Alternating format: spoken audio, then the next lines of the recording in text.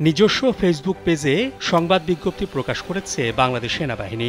এতে জানানো হয়েছে, বরখাস্ত হওয়া এক সেনা সদস্য মোহাম্মদ নাইমুল ইসলাম ২০২৪ সালের ৫ আগস্ট পরবর্তী সময়ে শৃঙ্খলা ভঙ্গের অভিযোগে বরখাস্ত ও অব্যাহতি পাওয়া আরও কয়েকজন সাবেক সেনা সদস্যকে নিয়ে বিভিন্ন গণমাধ্যমে উস্কানিমূলক বক্তব্য এবং বিভিন্ন নাশকতামূলক কার্যক্রম পরিচালনা করছিল।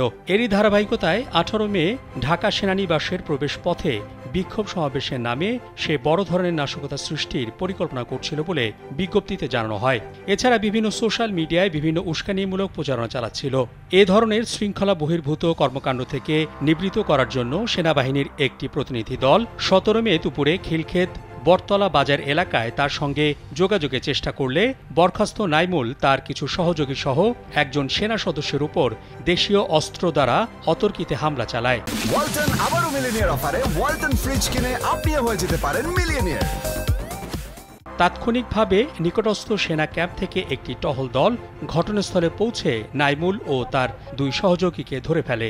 উল্লেখ্য, বরখাস্ত সেনা সদস্য নাইমুল স্ত্রীর নিকট যৌতুক দাবি, শারীরিক ও মানসিক নির্যাতন এবং বিভিন্ন সামরিক শৃঙ্খলা পরিপন্থী কর্মকাণ্ডে জড়িত থাকার অপরাধে চাকরি থেকে বরখাস্ত করা হয়। বিজ্ঞপ্তিতে জানানো হয়, বরখাস্ত সেনা সদস্য মোহাম্মদ নাইমুল ইসলামকে আইনশৃঙ্খলা বাহিনী গ্রেপ্তার করেছে।